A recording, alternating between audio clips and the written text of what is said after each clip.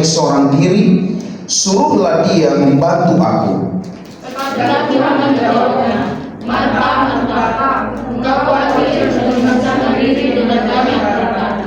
Tetapi hanya satu saja yang perlu. Maria telah memilih bagian yang terbaik, yang tidak akan diambil daripadanya. Yesus berkata, berbahagialah orang yang membaca dan merenungkan kepada firman Tuhan, tetapi yang lebih berbahagia ialah orang yang melakukannya hari lepas hari. Saudaraku yang terkasih, bayangkan apabila ada seorang arsitek yang membangun rumah mulai dari atap, genteng dipasang duluan, baru tembok, baru pondasi. Apa yang terjadi? Tentu ketika angin kencang datang, maka rumah itu akan hancur seketika. Dan tidak ada yang ingin membangun seperti itu. Dan kita percaya bahwa kita adalah orang-orang yang tahu harus membangun fondasi, baru membangun apa yang ada di atasnya. Tetapi ini juga lah yang menjadi gambaran daripada kehidupan Marta, persis membangun seperti yang kita lihat pada saat ini. Bahwa ia ingin membangun dari atap supaya apa yang bisa terlihat dari kepedulian dan kasihnya. Dan ia ingin mendapat pengakuan dari kepedulian dan kasihnya kepada Yesus. Tetapi Yesus ingin mengajari bahwa penting bahwa kita tidak lupa fondasi tentang duduk di kaki Yesus adalah sesuatu yang sangat penting dalam kehidupan kita. Saudaraku, Marta adalah orang yang selalu menganggap dan melihat bahwa hal yang begitu baik itu sangat penting. Ketika ia melihat dan merespon Yesus datang dan ia melakukan apa yang baik, tetapi Yesus justru berkata bahwa kamu harus melakukan apa yang terbaik di dalam pilihanmu, apa yang paling penting, apa yang paling utama, supaya kita tidak kehilangan fokus rohani. Ketika Yesus datang ke rumah kita, kira-kira apa yang terjadi dalam suasana rumah kita?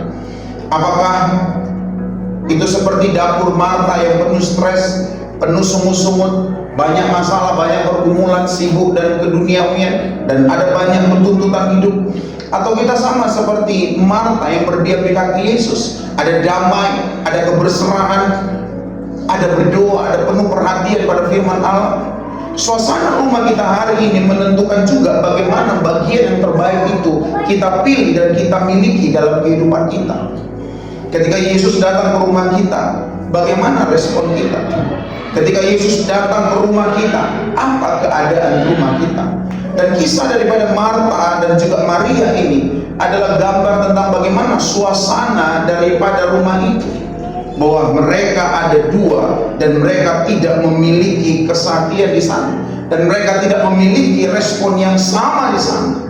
Dan saya percaya dan saya berdoa bahwa kita seisi daripada gereja ini memiliki respon yang sama ketika Yesus datang dan menghampiri kita, yaitu kita berdiam di kaki Yesus. Saudaraku yang terkasih, ada 3 pelajaran yang sangat penting untuk kita bisa belajar bersama-sama dan kita hidup di dalam kehidupan kita dari kisah Maria dan Marta ini. Yang pertama adalah tetapkan satu perkara sebelum banyak perkara, yaitu kerinduan hati kepada Tuhan sebagai pusat.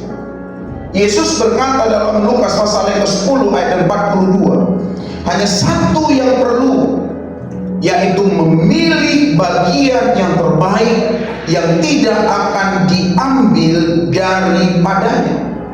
Ketika Yesus masuk ke rumah Maria dan Marta, 2 saudari ini merespon dengan cara yang sangat berbeda.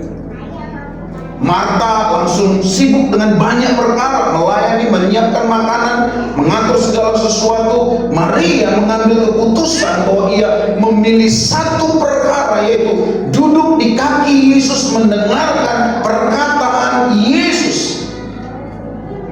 Yesus tidak menegur Marta karena ia melayani Yesus di dapur. Pelayanan itu baik, kepedulian itu baik, kasih itu baik. Tetapi Yesus menegur Marta karena urutannya yang terbalik. Yesus ingin ia menempatkan banyak perkara di belakang, dan Yesus ingin Marta menempatkan satu perkara, yaitu betul-betul diam di kaki Yesus, supaya apa yang nanti kita lihat dalam banyak perkara di depan yang kita tidak tahu, itu tidak menjadi beban, itu tidak menjadi kekhawatiran, itu tidak menjadi stres. Raja Daud pernah merespon rahasia ini dari Mazmur 42 ayat yang keempat. Dia berkata, satu perkara telah kuminta kepada Tuhan, itulah yang kuingin, diam di rumah Tuhan seumur hidup, menyaksikan kemurahan Tuhan dan menikmati baiknya. Daud tidak berkata banyak perkara yang kuminta, tetapi satu perkara inilah yang menetapkan hatinya untuk mendahulukan Tuhan di dalam setiap kehidupannya, untuk mendahulukan Tuhan di dalam setiap aktivitasnya. Tuhan tahu bahwa ketika kita bangun pasti akan menemukan banyak perkara. Ketika kita bekerja pasti akan menemukan banyak perkara. Ketika kita berjalan, ketika kita di dalam kendaraan, kita pasti akan menemukan banyak perkara. Bahkan ketika kita di rumah, kita pasti akan menemukan banyak perkara. Entah nanti kita itu berantem sama anak, entah anak berantem sama kakaknya, sama abangnya, entah kita itu juga punya slek di tempat pekerjaan. Dan Tuhan ingin supaya kita mengutamakan satu perkara itu, dan itu adalah bagian yang tidak diambil dari kita. Kita mengingat dari Wahyu pasal yang kedua ayat 4 sampai 5 tentang jemaat yang dinasihati oleh Tuhan Yesus.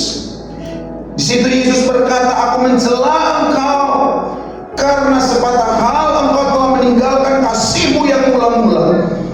Ingatlah engkau telah jatuh, bertobatlah dan lakukanlah semua perkara yang kau lakukan dahulu.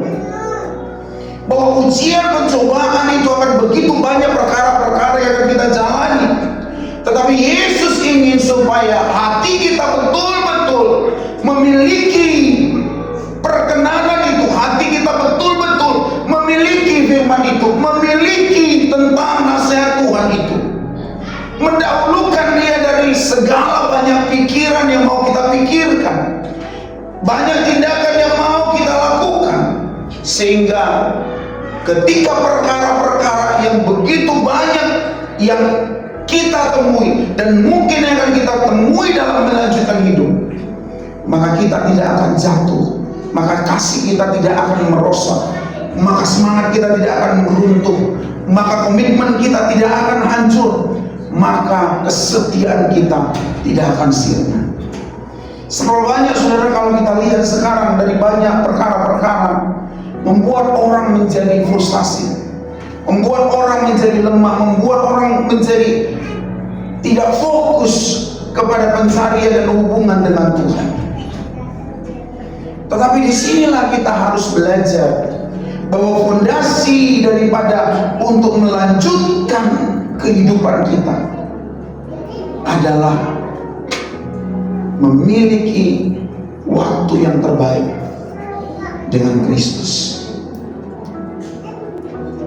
Bagaimana orang menetapkan satu perkara ini untuk orang itu betul-betul memiliki bagian yang terbaik?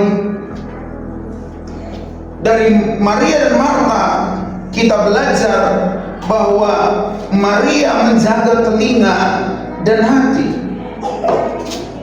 Dia tidak mendahulukan tangan yang sibuk, tubuh yang sibuk.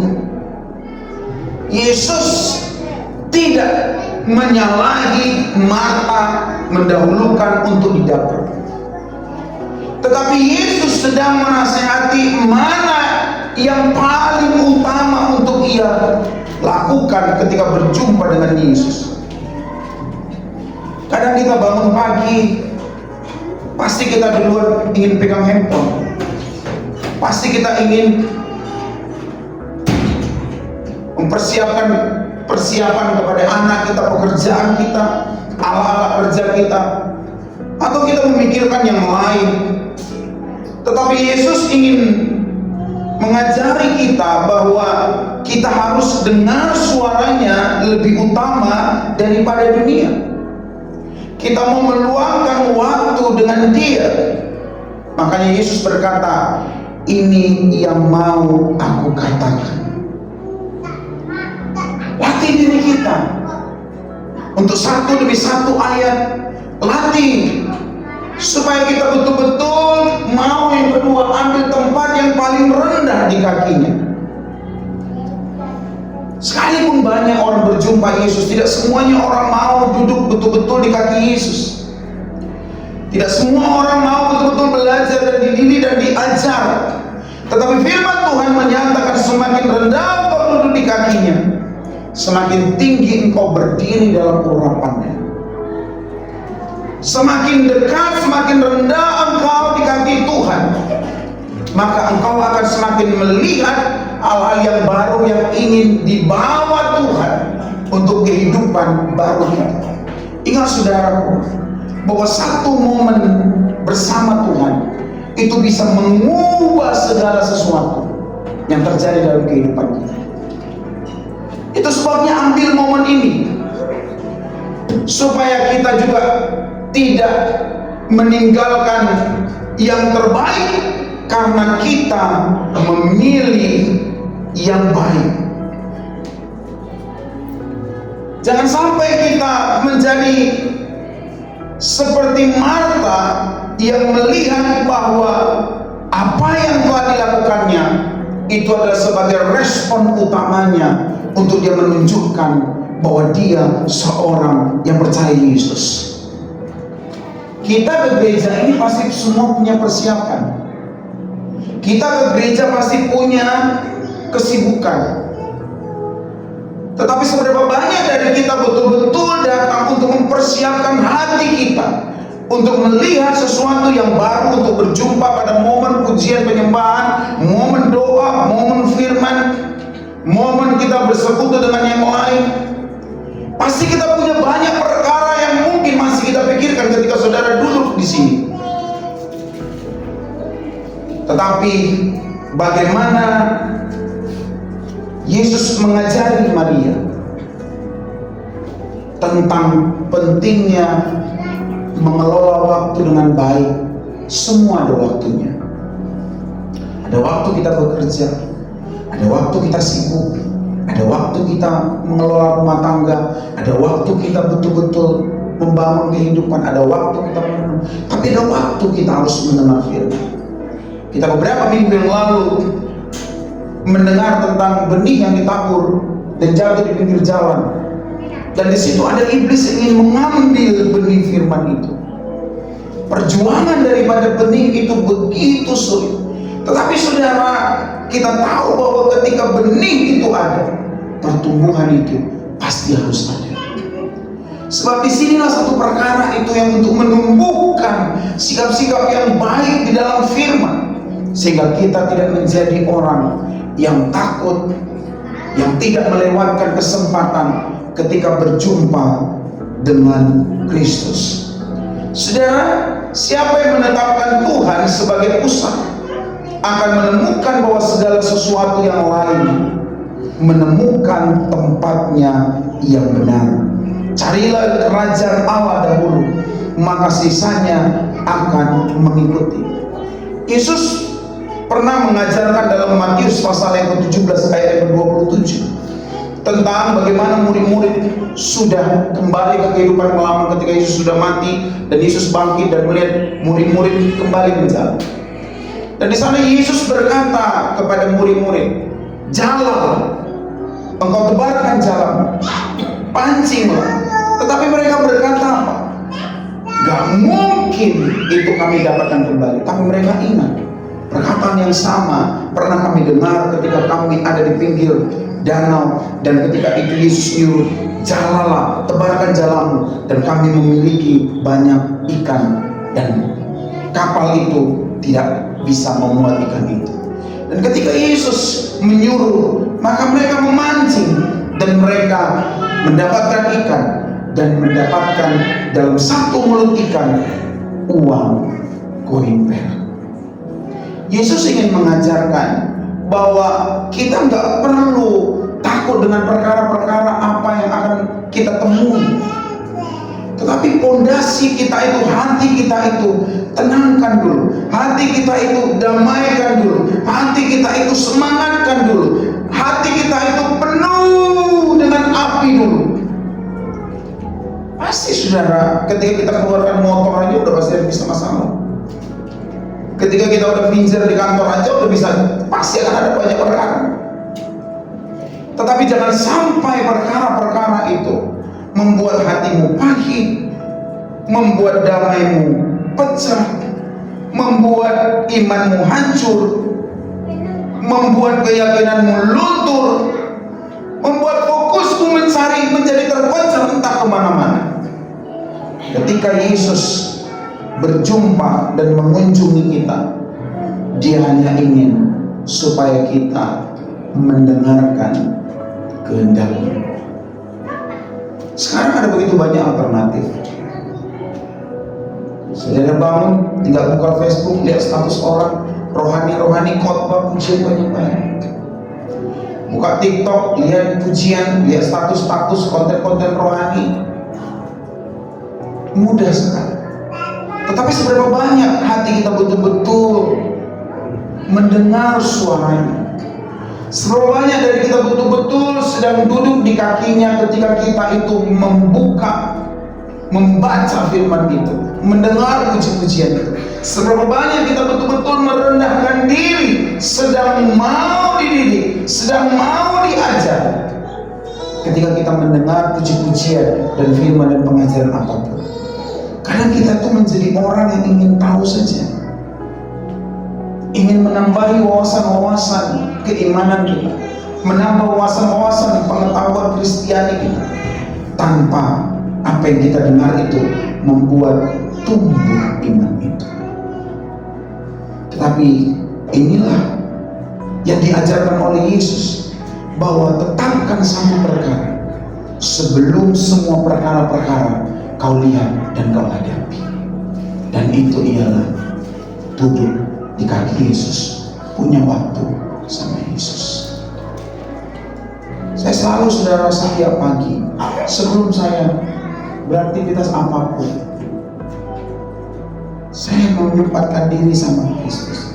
Saya menyempatkan diri, pokoknya saya ngomong aja sama dia, saya berdoa dimanapun saya tempatkan. Karena ketika saya sudah bekerja, nanti itu sudah banyak perkara-perkara yang mungkin menguji hati kita untuk marah, menguji hati kita, menguji perasaan kita untuk kecewa, mencobai kita untuk sakit kepala, mencobai kita untuk frustasi, mencobai kita untuk merespon yang salah. Itu begitu banyak.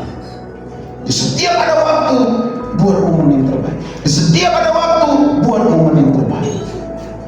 Dan yang kedua, saudara, tolak kekhawatiran yang mengacaukan karaktermu. Melepaskan ada namanya perispao yang memecah damai. Lukas pasal yang ke-10 ayat 41, firman Tuhan mengajar, Marta, Marta, engkau khawatir dan menyusahkan dirimu tentang banyak perkara. Yesus sedang mendalami keadaan hati daripada Marta dengan satu kata yang sangat tajam. Engkau menyusahkan dirimu dengan perispao, yaitu engkau tarik ke arah yang berlawanan. Engkau membelah fokusmu, engkau membelah hatimu, engkau membelah perasaanmu, engkau membelah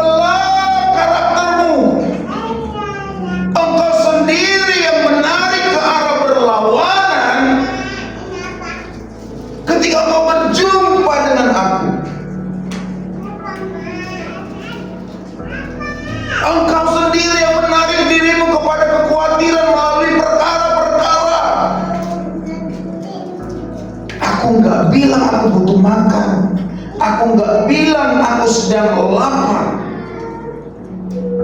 Banyak kali kita saudara, kita sendiri yang menarik diri kita kepada perkara-perkara yang mengkhawatirkan kita. Kita sendiri yang menarik diri kita untuk pikiran kita kacau, pikiran kita stres, pikiran kita marah, pikiran kita kecewa. Kita menarik ke arah berlawanan di mana Tuhan berkata, di pagi hari ini engkau dekat denganku, tetapi kita memikirkan yang lain. Dan pikiran itu menuntut, hati itu menuntut. Dan kekhawatiran itu memecahkan karakter kita. Saudara bisa lihat 3 sikap Marta yang perlu kita waspadai. Akhirnya Marta yang biasanya ramah, akhirnya dia menyindir Tuhan Yesus. Tuhan, tidakkah kau peduli? Marta melayani dengan sukarela, kini menuntut, suruhlah dia menolong. Marta yang dewasa itu menjadi kekanak-kanakan dengan iri hati pada saudarinya sendiri. Saudaraku yang terkasih, penting kita itu tidak memiliki tarikan hati kita kepada kekhawatiran, kepada kegelisahan yang justru berlawanan dengan kehendak kita sendiri. Coba dia nggak ke dapur, dia nggak akan menyindir Tuhan Yesus, kenapa engkau nggak peduli? Dia nggak akan menuntut Tuhan Yesus, suruhlah dia menolongku. Tapi akhirnya dia merasa iri hati, dan perbuatan baiknya menggeser motivasinya sama Tuhan. Akhirnya perbuatan baiknya menjadi dasar untuk dia bisa marah sama Tuhan. Perbuatan baiknya menjadi dasar untuk dia bisa kecewa dengan benar. Dengan kebaikan dia bisa menyindir saudarinya Maria dengan benar dianggapnya. Dengan perbuatan baiknya dia sudah menilai Allah dengan salah. Saudaraku yang terkasih, hal-hal ini perlu kita waspadai. Sebab kita yang menarik kekhawatiran itu, kita yang menarik perkara-perkara itu, tetapi kita tidak menang ketika kita diuji, dan itu mengacaukan karakter kita, berubah dari yang ramah menjadi iri, menjadi penyindir, menjadi orang yang menuntut, menjadi orang yang marah. Dan kebaikan-kebaikan Marta itu justru menjadi senjatanya untuk menunjukkan karakter yang tidak dia terima pada diri. Amsal 14 ayat yang ke-30 berkata, hati yang tenang menyegarkan tubuh, tetapi iri hati membusungkan tulang.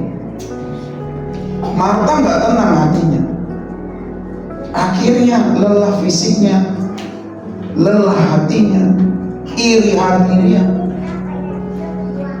dan akhirnya dia tidak sadar bahwa itu membusukkan tulangnya dan membusukkan karakternya, di mana dia dikunjungi Tuhan. Tuhan ingin mereka diajar, karena lu belum tahu apa-apa tentang firman-Ku. Lu kan baru dengar gua tentang Yesus, lu kan belum tahu apa-apa tentang Mesias. Kamu kan belum tahu apa-apa tentang anak Daud. Nah, aku datang untuk aku menjelaskan itu kepadamu. Aku ingin menjelaskan tentang nubuatan dan tentang pengajaran kasih itu kepadamu. Tetapi Marta terjebak, dan dia tidak peka untuk membaca apa yang terutama ketika Yesus datang, Mesias itu datang. Carilah dahulu kerajaan Allah, maka semuanya akan ditambahkan kepadamu. Dia tidak tahu dia sedang menghadap siapa, tetapi di sinilah saudara, kita juga sering jatuh kepada sikap daripada Marta ini. Kadang kita itu sudah berbuat baik, tapi justru kebaikan kita itu kita jadikan sebagai alasan yang benar untuk marah, untuk kecewa, untuk menuntut, untuk iri hati, untuk pahit. Dan di sini Yesus memanggil daripada Marta sebanyak 2 kali. Dia bilang, Marta, Marta, Marta, Marta. Pengulangan ini sering dipanggil oleh Yesus sebagai bentuk panggilan yang menggugah kekomitmenan orang. Dan itu juga sering dipanggil Abraham, Abraham, Samuel, Samuel, Saulus, Saulus, Petrus, Petrus. Dia mengulang kata ini dengan memanggil 2 kali, Marta, Marta. Yesus tahu bahwa pikiran Marta pasti sedang berkecamuk, perasaan Marta pasti sedang berkecamuk. Aku mengerjakan yang terbaik, aku menyiapkan yang terbaik, tetapi engkau mengizinkan Maria duduk. Dan di situ kelemah lembutan daripada Marta hilang. Saudaraku yang terkasih, penting suara Tuhan sering sekali bukan dalam guntur dan badai, melainkan dengan bisikan lembut yang memanggil nama. Berhentilah cukup lama untuk mendengarkan agar karaktermu tidak berubah jahat karena keadaan. Tadi Marta itu gak jahat. Datang Yesus malah jadi jahat. Harusnya datang Yesus dia menjadi lebih baik. Datang Yesus dia menjadi lebih damai sejahtera, dia menjadi lebih sukacita.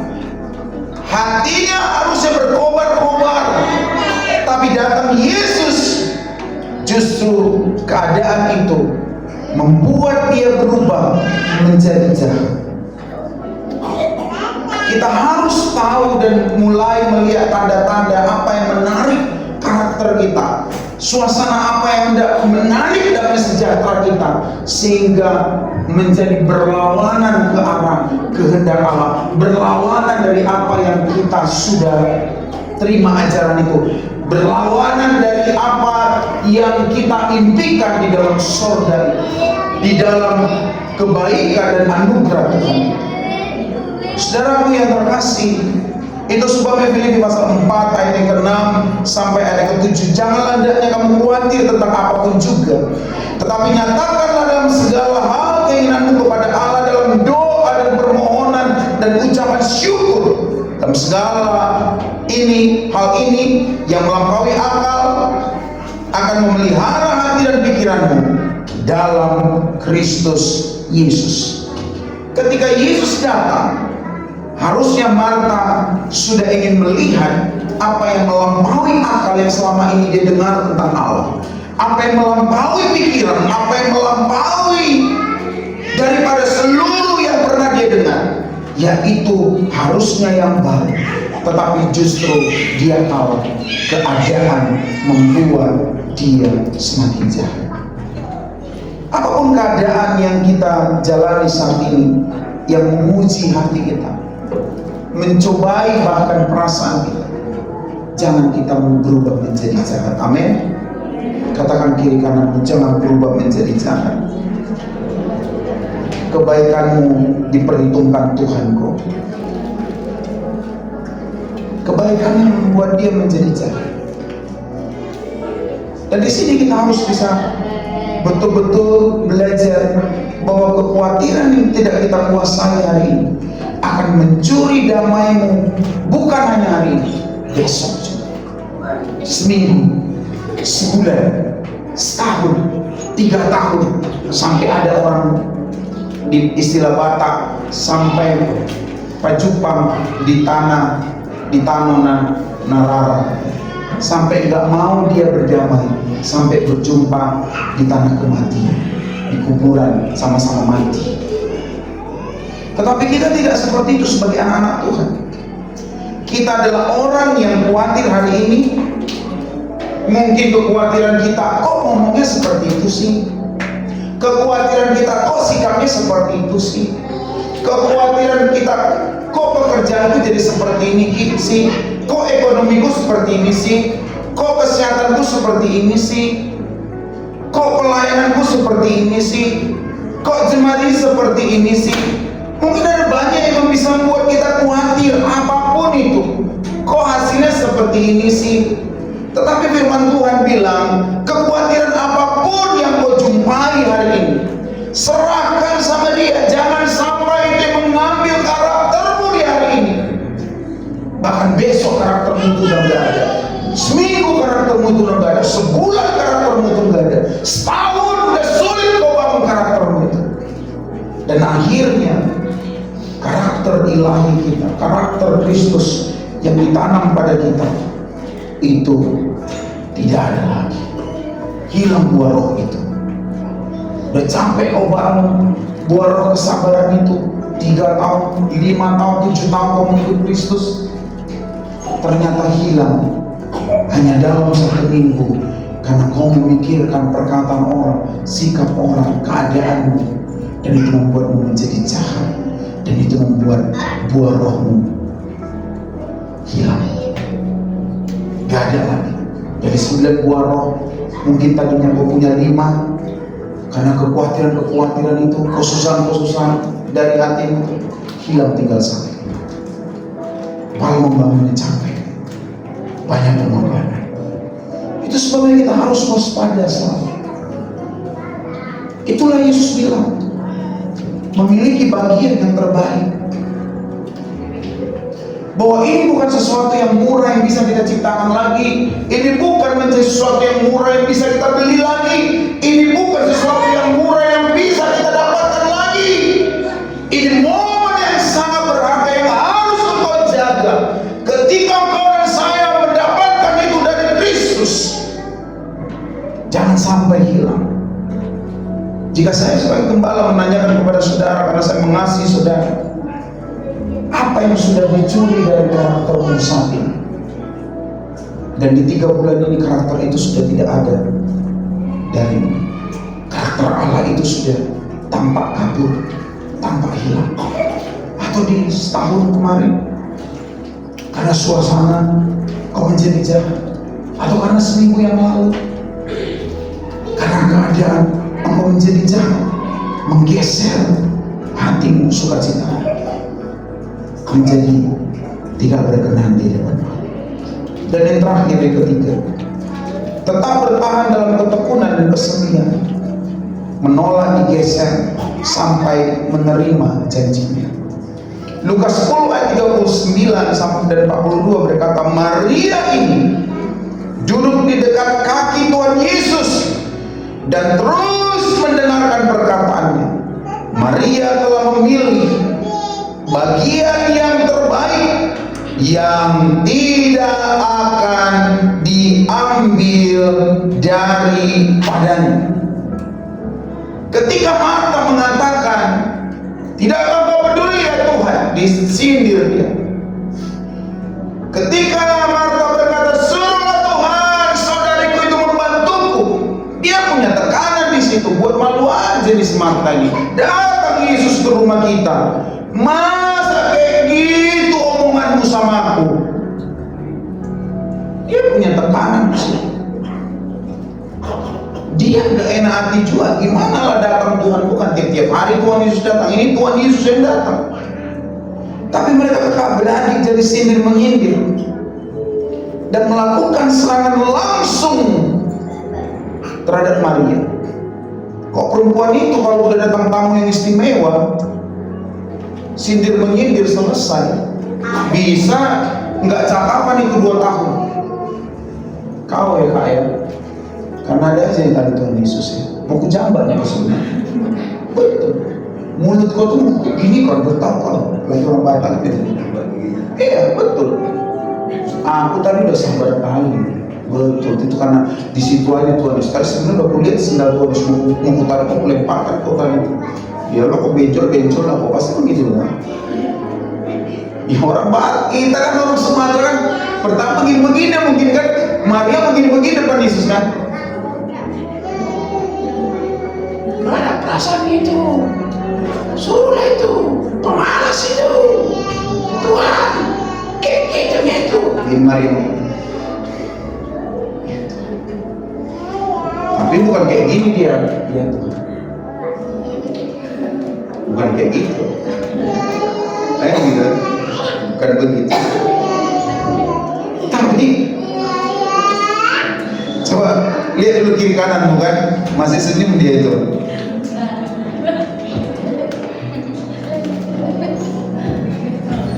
Iya kan? Kok sindir aku katakan gitu kan? Aku udah tahan ini. Betul pun kita jadi. Cuman kan ada Tuhan Yesus tadi kan gitu, sabarlah aku.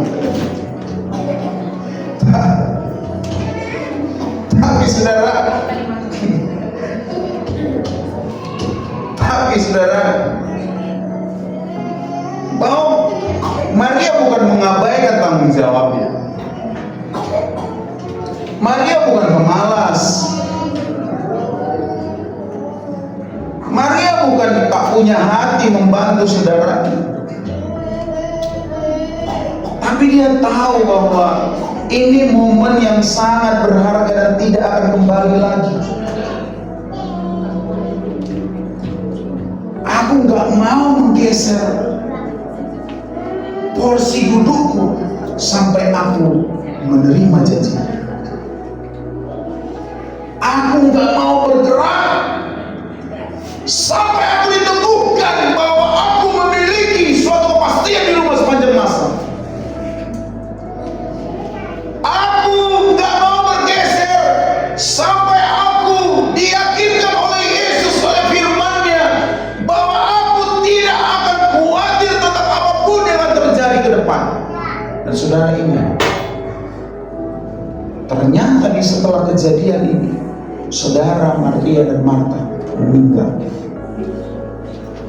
Kita nggak tahu perkara-perkara apa di depan yang akan terjadi. Tapi Alkitab berkata, setelah beberapa waktu Yesus sudah datang ke rumahnya, ternyata saudara mereka meninggal. Dan ketika Yesus di sana datang, kenapa kau terlambat Tuhan? Kenapa kau terlambat Tuhan? Kalau mereka menyadari inilah bagian yang terbaik itu yang harus ada tetap di hatinya, itu sukacita, iman, kesetiaan, ketekunan, kesabaran, penguasaan diri, sekalipun banyak perkara di depan yang tidak bisa kita kendalikan dan mungkin orang yang kita kasih yang tidak akan kembali lagi, tapi damaimu, imanmu, sukacitamu, ketekunanmu tidak akan sirna. Janji itu yang harus kita juga miliki. Kita nggak tahu apa yang di depan sana. Seperti yang kemarin minggu yang lalu tentang Abraham, sekalipun Tuhan, anakku ini kuserahkan, aku percaya akan ada kebangkitan. Aku akan berjumpa dengan dia, dengan anakku ini di rumahmu sepanjang masa.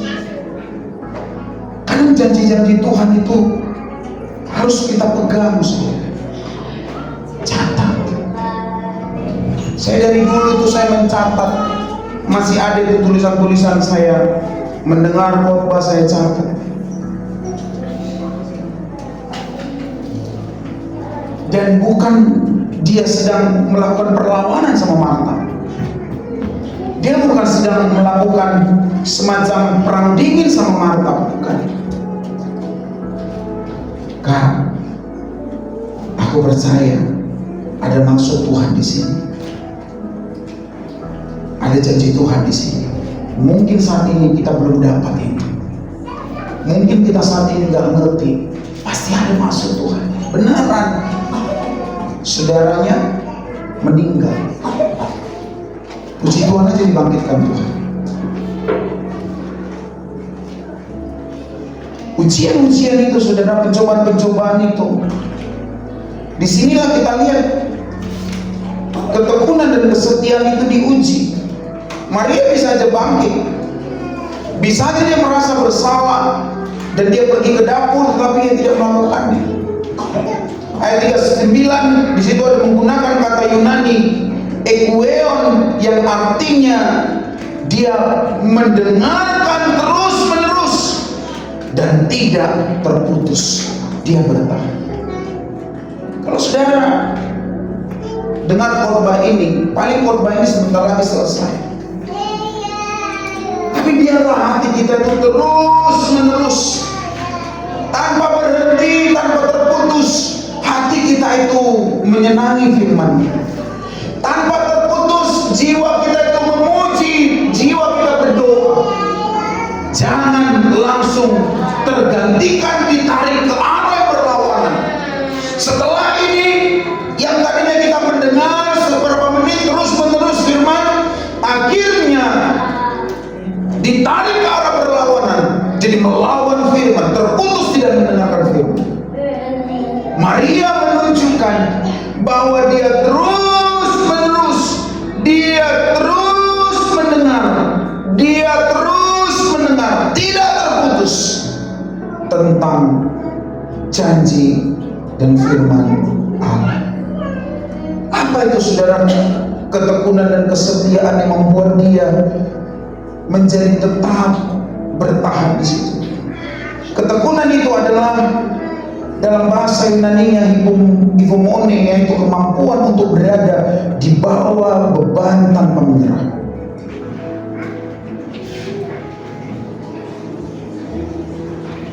Kesetiaan itu adalah komitmen yang tidak goyah terhadap pilihan yang susah dibuat. Ya, dia punya beban di situ. Perempuan itu kan kalau udah disindir-sindir begitu, pastilah nggak ada perempuan itu kebal kalau dengan sindiran-sindiran, kata-kata kasar seperti itu, apalagi di depan Tuhan. Tetapi saudara, dia tetap bertahan di satu beban yang dia angkat.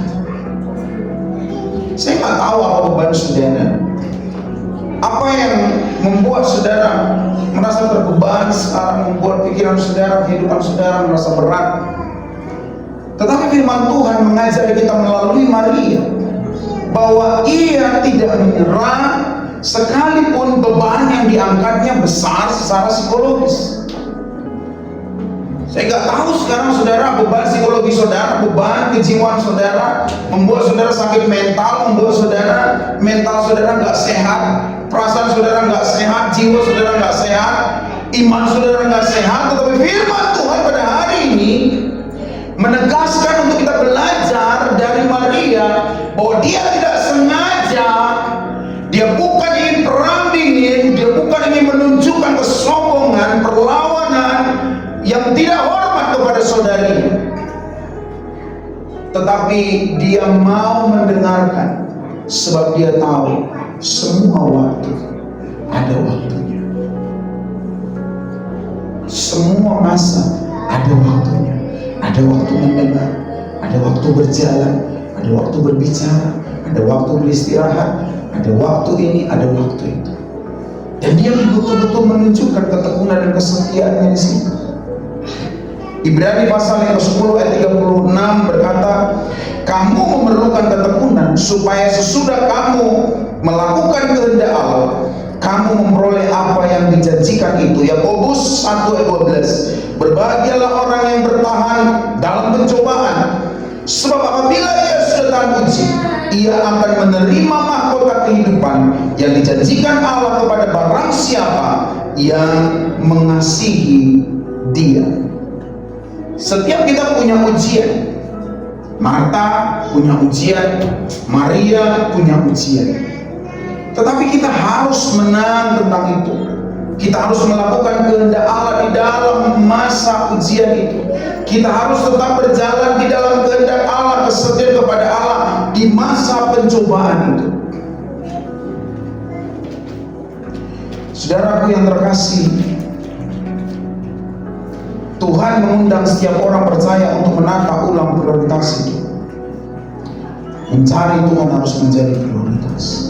Carilah Tuhan selama ia berkenan di tubuh.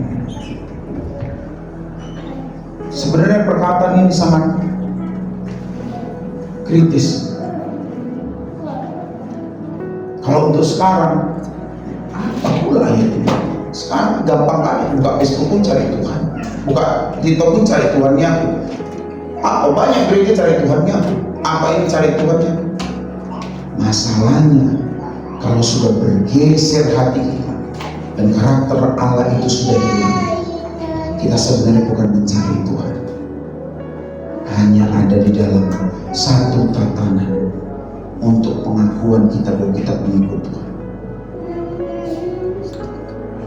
Kita harus mencari Tuhan betul-betul seperti Maria mencari Tuhan. Bisa nggak menyisihkan segala apa yang menjadi prioritas kita, mungkin menjadi Tuhan yang prioritas. Saya tahu bahwa saudara dan saya punya pergumulan masing-masing, punya ujian masing-masing, tetapi memilih yang terbaik ialah tetapkan satu perkara sebelum banyak perkara, yaitu kerinduan hati kepada Tuhan sebagai pusat. Tolak kekhawatiran yang mengacaukan karaktermu, melepaskan perisau, yaitu apa yang mengikatmu untuk berlawanan dengan kehendak Allah. Dan jangan sampai situasi kalian membuat menjadi jahat. Jangan. Tetap berdoa. Dan yang ketiga, tetap bertahan dalam ketekunan dan kesetiaan. Menolak digeser sampai menerima janji. Sama seperti saya juga sebagai gembala, kadang-kadang berdoa, Tuhan Yesus tolong Tuhan, ini begini, belum melihat. Tuhan Yesus begini, Tuhan tolong begini, belum melihat. Tuhan Yesus tolong begini. Tapi kan karena kita yang meminta, berarti kan kita yang menambah perkara. Tapi karena kita yang menambah perkara, dan Tuhan bilang, oke, nggak apa-apa, tambahin perkara-perkara yang mau kau amini dalam hidup. Tapi jangan sampai keadaan membuat engkau marah sama aku. Nggak pedulikah kau Tuhan sama aku? Suruhlah si ini membantu aku, suruhlah si orang membantu aku, suruhlah si ini menasihatinya, suruhlah si ini begini, suruhlah ini begini, suruhlah begini. Jadi menuntut kita. Akhirnya karakter yang baik itu hilang dan kita semakin jahat, dan lebih parah lagi menjadi munafik kita. Amin. Dan saya percaya bahwa kebenaran firman Tuhan itu menolong setiap kita. Dan apa yang terjadi setelah itu? Akhirnya Maria dan Marta berdamai, dan mereka mengantar Tuhan Yesus keluar dari rumahnya dengan sukacita. Jadi cerita itu tidak berhenti sampai terus Marta itu seperti itu, tetapi mereka sama-sama duduk di kaki Yesus, dan Maria dan Marta menerima bagian yang terbaik yang tidak hilang dari mereka, yaitu berkat atas firman Allah dan berkat dari buah roh yang diberikan oleh Roh Kudus kepada mereka. Saya undang kita semua bangkit berdiri. Saya mengundang pemain musik untuk maju ke depan.